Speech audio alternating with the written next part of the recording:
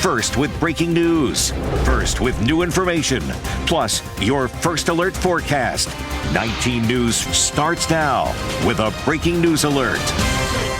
Well, we continue to follow breaking news. We've just learned the Wayne County Sheriff, and it was a sheriff's deputy, a sergeant, who were stabbed this afternoon. Then a frantic search, an hours-long standoff with the suspect. Good afternoon, everyone. I'm Brian Duffy. And I'm Nicole Versansky. A lot of tense moments, a lot of breaking developments. We've been bringing you all of these breaking developments as they unfolded on 19 News Plus, including the dramatic moment when that suspect surrendered. Catherine Huntley joining us with what we know at this hour. What's the latest out in Wayne County right now, Catherine? Yeah, like you said, we have now confirmed that the Wayne County Sheriff, Tom Ballinger, and a Wayne County Sheriff Sergeant, Daniel Broom, were both stabbed in this rural attack today. The suspect is now in jail. Now, just a few hours ago, this area was swarming with law enforcement. Dozens of law enforcement were here driving quickly up and down the road. There was a helicopter and plane just trying to track down the man who stabbed the sheriff and the sergeant. Now, great news is we're learning that both of them have been released from the hospital, and the hunt from the man who stabbed them ended peacefully. But it wasn't before he barricaded himself in a shed. Look at this video. We got the moment the suspect gave himself up, standing on the roof, having to get down by a ladder. It took this massive group of law enforcement about 2 hours to find where he had holed up. Now, they say he was live on Facebook in a shed talking about the situation, which actually helped them to be able to triangulate his position. But disturbingly, he doused himself in gasoline while he was in the shed. The SWAT team actually had to hose him off once he got out of the shed. Deputies told us he was likely under the influence of something and had been acting suspiciously earlier in the day. They received multiple calls about him. After the sheriff himself and the sergeant was stabbed, the area was flooded with law enforcement. We need to make sure, number one, they're safe, and the bad guy, if you want to call it that, doesn't come back and do anything to them while they're down, and also to get them help, get the squads en route, and also flood the area to make sure he is captured for us and for what he did, and also for the public, because he's obviously not in the right mindset. So there's a lot of reasons why we need to get in the area quick to get him neutralized. Now, we had heard that we believed it was the sheriff who was stabbed, and we asked that man who we interviewed as part of the sheriff's department why the sheriff and a sergeant would be involved. He said here in Wayne County, it doesn't matter what rank you are, wherever you are needed, that's where you respond, and that's why the sheriff and the sergeant were responding today to this report of a suspicious person. Now, we are learning that Chad Palmer was live on Facebook. He is the person who is the suspect in this entire situation. He was live. We've watched the video. It is highly disturbing because he said he doused himself in that gasoline, but thankfully it seems as though everybody is going to be okay, and of course that this hunt for him ended peacefully. We are working to dig into the suspect's very vast history with law enforcement, and as soon as we learn more about that, we'll be sure to let you know. So for now in West Salem, Catherine Huntley, 19 News.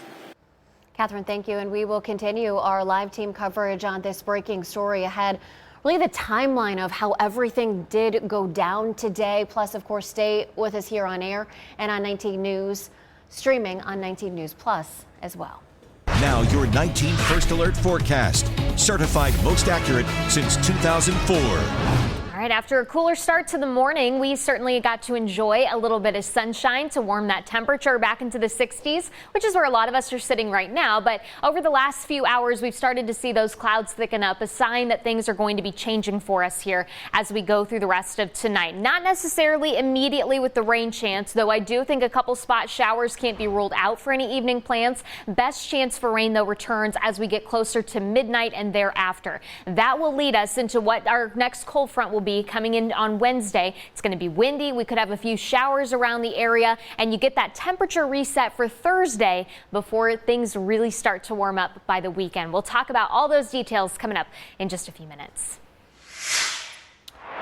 A man dies while at work at the Amazon Fulfillment Center in Euclid. That man's heartbroken mother and family, they're looking for more information. They want to know more about how he died. Our Harry Boomer spoke to that family. He's live for us now outside that facility in Euclid. Harry, with what that family had to say. You know, guys, when someone dies unexpectedly, there are lots and lots of questions. Often they want to know how, when, and under what circumstances, and they're not always immediately available. But the emotional need to know is a strong driving force. This grieving mother and her family want answers they say they're not getting from retail giant Amazon. I had them on Valentine's Day, 1987, and lost them on this Mother's Day, 26. Angela Mashan is talking about her son, 39-year-old Daquan Mashan. They say my son, he fell and he collapsed, but he was bleeding from the brain and everything. He died. You know, and I haven't had any answers. I haven't heard from Amazon. Amazon refused to speak to me, and that's why I'm here. According to a Euclid police report, Daquan Mashan told others he was not feeling well and later passed out at his workstation at the Amazon Fulfillment Center on Babbitt Road. She and his siblings want to see video from inside the facility to see how he died. I couldn't even see the footage. I would have to get a lawyer. I want to know what happened to my son, and I cannot have closure if I don't have that. No one from the job has reached out to me, period. No one. And that's my son that I gave birth to. Amazon did confirm that there was a death at the center and in a statement said, quote, "Our thoughts and deepest sympathies are with his family and our colleagues in Euclid." The company sent some of his co-workers home with pay to give them time to mourn. Counseling has also been made available. This is Daquan's younger sister, Deja Mashan. I hate that this had to happen, and I want to know what happened. He actually called me. I tried to call him back 3 minutes later. He didn't answer, and when I looked at his phone, he did attempt to call the police twice before I called him back. So he tried to tell someone what happened, but he just couldn't. His life matters to me. I just want to know what happened to my baby. I don't know how he felt or what. Amazon personnel did call 911 and medics tried to save Daquan Mashan. His mother told me she's going shopping today for clothes in which to bury her beloved son. He was born on Valentine's Day almost 40 years ago. Harry Boomer in Euclid, 19 News. A tree trimming crew in a dangerous situation as their truck with a huge crane flipped in Bay Village. That's the bottom of the truck you're looking at. Down to Earth Tree Service was working at a home on Kenilworth. That crane went right up into the air, and the tree limb they were cutting actually hit two homes. The limb ended up in a neighbor's backyard. Incredibly, thankfully, no one was hurt. Now your 19 First Alert traffic update. From Cleveland to Canton, there's a multitude of crashes to first alert you to. This one is still blocking the ramp that would go from 90 eastbound to 490. As you can see, with the crews still blocking off that exit there. This is halting drivers not just passing 90 at Fulton Road towards the West 25th area and where drivers are going to have to detour off over to 71, but also back up by West 44th Street, although it's going to be just after that camera that you'll be seeing that bumper-to-bumper traffic and at least an extra 10 minutes tacked onto your drive.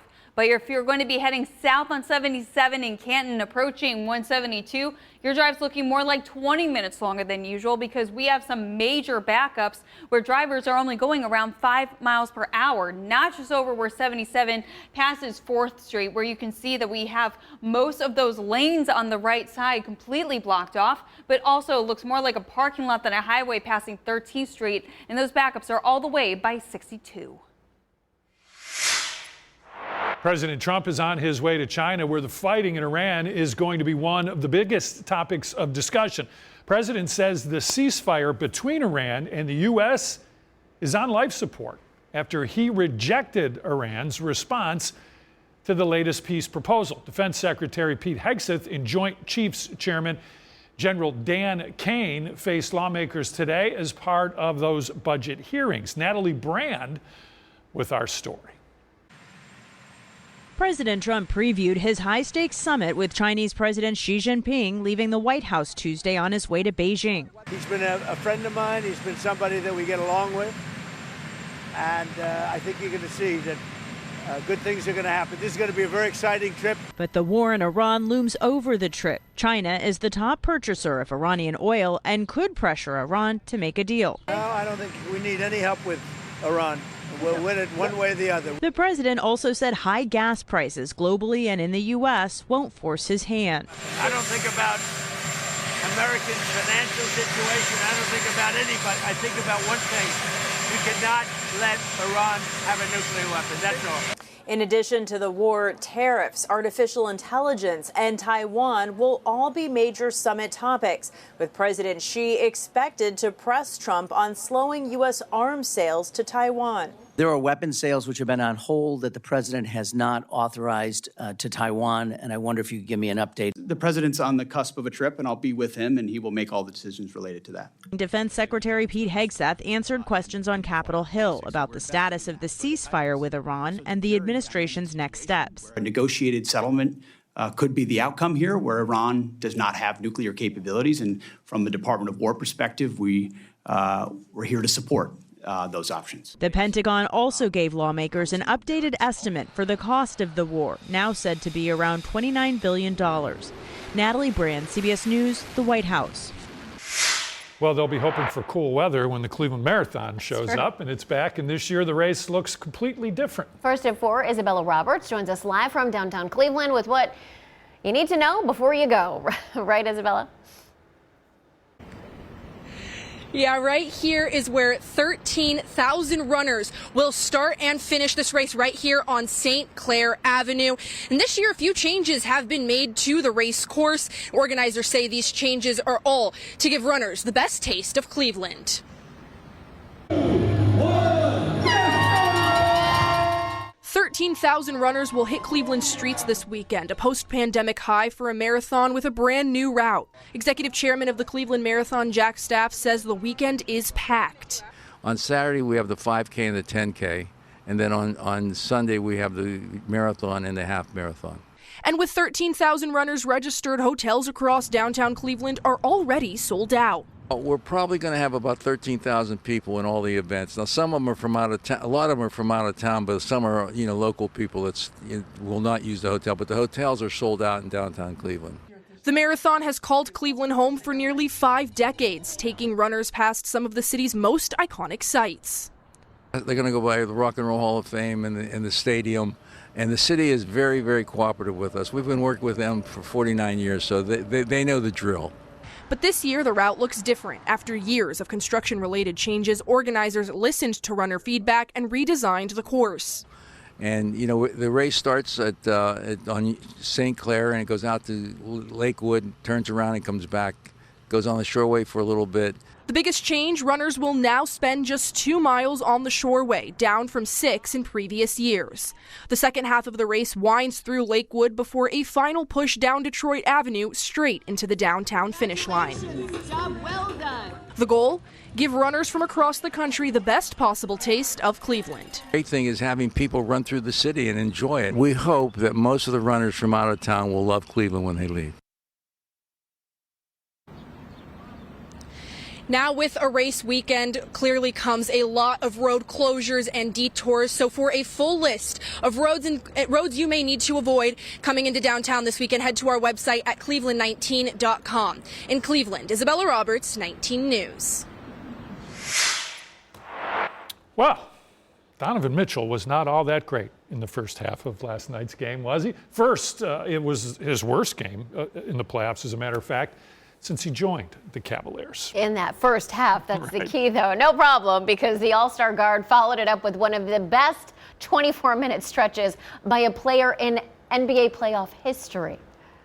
Mitchell will tee it up again and knocks it down. Yeah, not good in the first half, as Brian mentioned. He's only scored 4 points, but he responded with 39 in the second half, tying the NBA playoff record for most points in a half. Cavaliers rallied for a 112-103 victory over the Pistons. Game 5 is in Detroit tomorrow night. All right, how do you think the rest of the series is going to go? You can go to. Ooh. Wait, let me hear your response. I don't know if I can take it. I can take all day of the second half of that game. I can too. They got out and ran. They pushed the ball up and down the floor. They didn't let Detroit set up. They look great. like the Cavs we all know and love. You can join this conversation. Go to cleveland19.com/vote. Weigh in. How do you think the Cavs are going to do in the rest of the series? So here's a look at some of the results, Brian. Yeah, right now the Cavs are going to win in 7 games, 33%, which means they'd win Game 7 in Detroit. Cavs win in 6 games, which means they win the next 2. That's 20%. But come on, Cavs fans, what's up here? 47% say that the Cavs are going to lose this series. Let's hope. Let's hope they're wrong. How about that? The Cavs are hosting an official watch party the Wednesday, starting at 7 p.m. at the Game On Bar and Grill. It's on Pearl Road in Parma Heights. Tip-off is at 8. Again, it's in Detroit. That's the watch party. Details. Now your 19 First Alert forecast. Certified most accurate since 2004.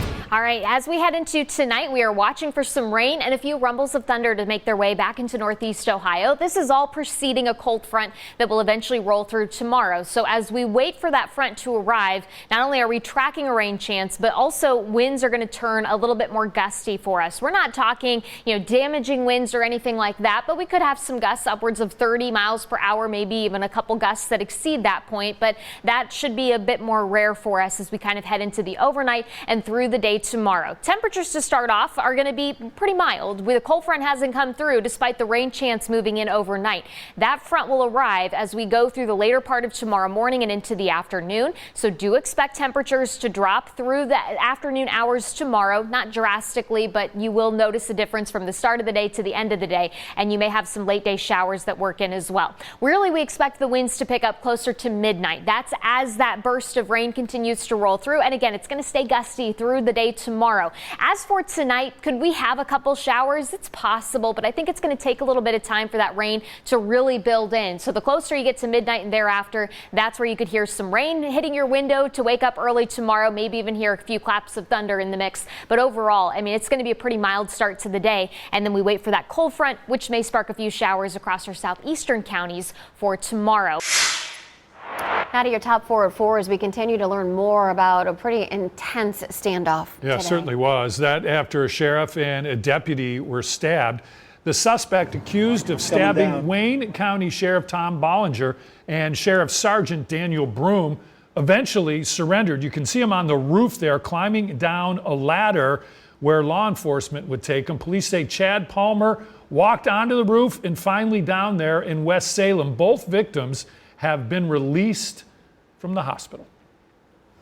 A grand jury indicted a man for shooting and killing a Costco employee in Strongsville. That's Christian Bryant. He's charged with murder, among other crimes. Police say in April, Bryant parked a commercial truck outside the store and walked toward the front entrance with a gun. They say 61-year-old Randolph Corrigan was on break and tried to stop him when he was shot. Prosecutors have filed charges against the operators of that ship that crashed into Baltimore's Francis Scott Key Bridge. 6 construction workers were killed. This was in 2024, you'll remember. The Singapore-based ship operator has been charged, and a senior employee who is accused of making the decisions that caused the ship to crash into that bridge, he's been charged too. The FBI focused on the ship's operations and whether the crew knew of critical issues before leaving port. A new bridge there expected to open to traffic in 2030. The U.S. Department of Energy announced it will release more than 53 million barrels of oil from the Strategic Petroleum Reserve. More than 30 countries are also included in an initiative that focuses on bringing roughly 400 million barrels of oil to the world. The U.S.-Israeli war with Iran led Tehran to shut down the Strait of Hormuz. It carries about 1/5 of the world's natural gas and oil supply. So we have breaking news on the shooting at Summit Mall. 19 News just got the body cam video showing that frantic search for the suspect. This was last Friday. It was. In it, you see the Fairlawn officer looking for the 17-year-old, finally tracking him down. He's the one who fired. They found him in the parking lot. right, he's wearing shorts, black socks, white shoes, running towards Dillard's. He's got holding on to something. Just turned towards Peak. That's where. He's running out towards Goodyear.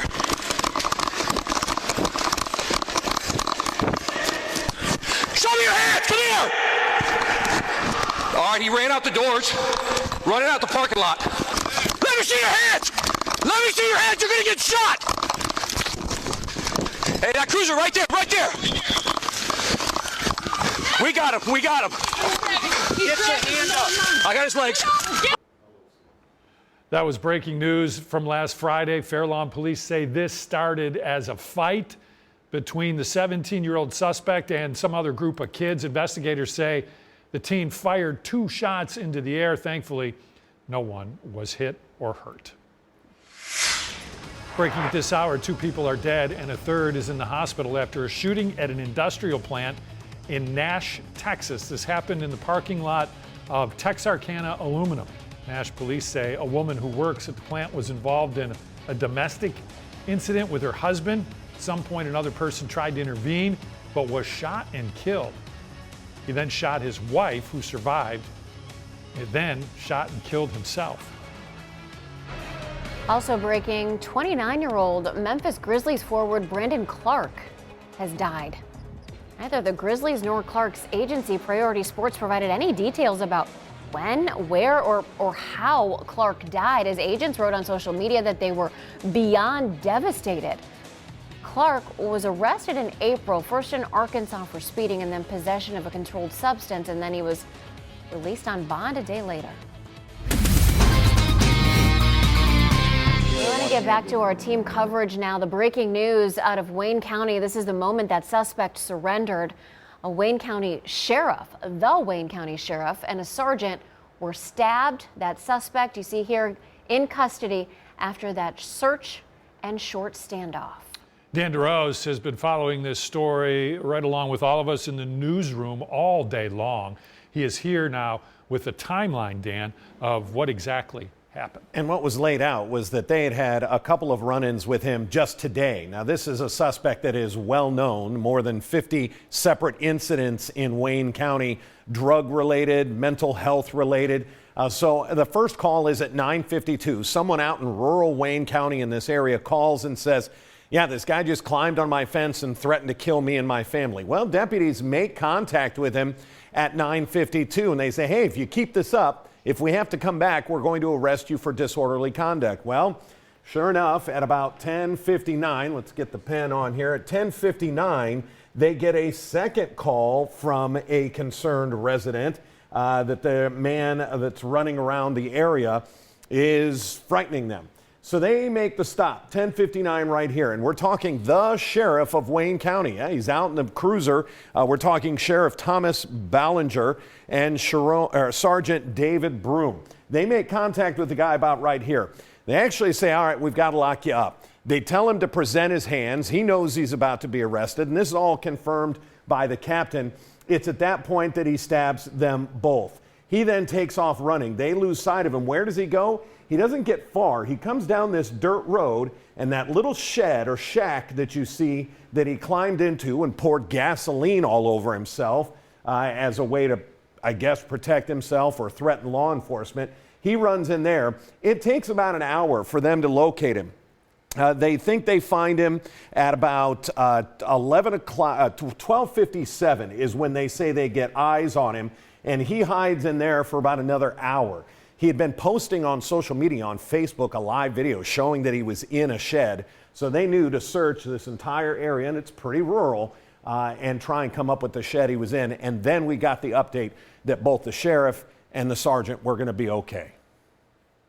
So at this time, I don't want to give out their names due to their families and things of that nature. It's a very big moment, certainly. So we're going to keep that to ourselves for now. But in reference to their conditions, the one has already been released just very recently here before we come up to speak with you. And the other deputy did go to another hospital out of county, and he is, from my information, set to be released later today. So that is fantastic that they're going to be okay and be able to continue on.